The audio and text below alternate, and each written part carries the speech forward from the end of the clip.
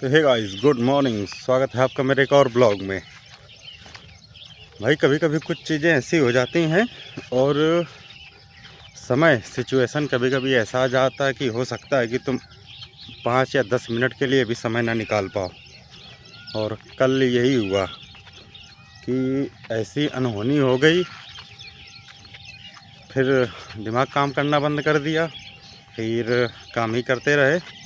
क्योंकि जब कोई व्यक्ति चला जाता है तो भाई कितना भी मतलब मोहचाई हो या कितनी भी बातें हों, लेकिन लगता तो है कि यार कोई था घर पे जो परमानेंट 24 घंटे सातों दिन आंखों के सामने रहता था।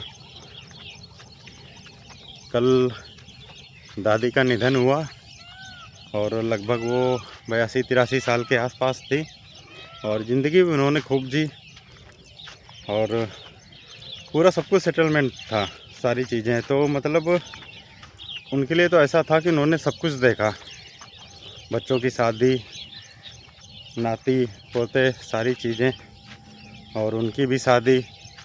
तो मतलब आप ये कह सकते हैं कि एक कंप्लीट जीवन जीने के बाद इस दुनिया से उन्होंने अलविदा कह दिया।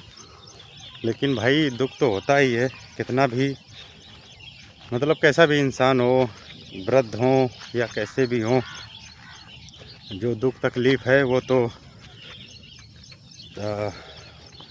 दुख तकलीफ़ तो जीवन का एक अहम हिस्सा है। आज अगर दुख है तो कल सुख भी मिलेगा। लेकिन उन्होंने जितना अपना जीवन जिया अच्छे से जिया और कल हमारे बीच नहीं रहीं। तो भाई 10 मिनट के लिए समय निकालना मतलब ऐसा था कि ये काम वो काम। और पर्टिकुलर अगर आप एक वीडियो शूट कर रहे हैं, इसीलिए मैं फ़ोटो डालता नहीं हूँ कि और लोगों की तरह की फ़ोटो डालें उसके बाद शो ऑफ करें कि यार ये ऐसा हो गया है, दुखों का पहाड़ टूट गया पड़ा है, ऐसा है वैसा है।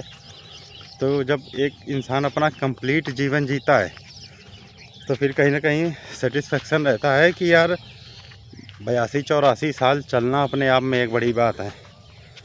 और जिस तरीके से खान पियान है, जिस तरीके से सारी चीज़ें आप देख सकते हैं, हर चीज़ में दवा मिली रहती है।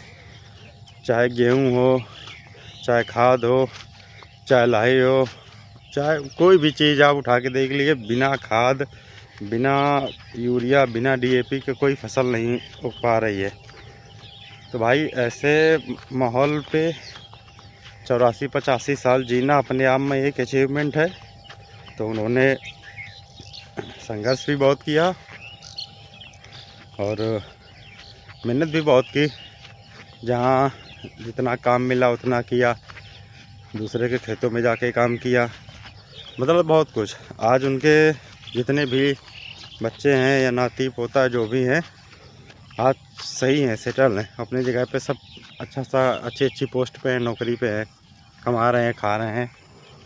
तो ये कह सकते हैं कि एक कंप्लीट जीवन जीने के बाद उन्होंने इस दुनिया से अलविदा लिया। लेकिन भाई दुख तो होता ही है, क्योंकि सुबह शाम जो व्यक्ति आंखों के सामने रहता है और फिर एक पल के लिए ये लगता है कि यार अब ये कभी देखने को नहीं मिलेगा, तो दुख तो रहता ही है। तो कल इसी वजह से वीडियो भी नहीं आया और समय भी नहीं मिला, क्योंकि समय और उस दुख की घड़ी में समय निकालना भी उचित नहीं था कि हम अपने पर्सनल स्वार्थ के लिए या एक वीडियो के लिए हम समय निकालते। तो हमें जो सही उचित लगा हमने वो किया। बाकी अब वो इस दुनिया में नहीं है, जहाँ भी रहें खुश रहें।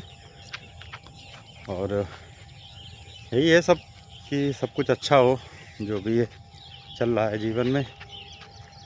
तो भाई हंसते रहिए, मुस्कुराते रहिए और अपनों के साथ रहिए, क्योंकि ज़रूरत बुरे वक्त पे हो या खुशियों की घड़ी हो, भाई बुरे वक्त पे अपनों के साथ होंगे तो दुख थोड़ा कम महसूस होगा, और जब खुशियाँ होंगी अपनों के साथ जब शेयर करोगे तो भाई साहब वो डबल हो जाती हैं।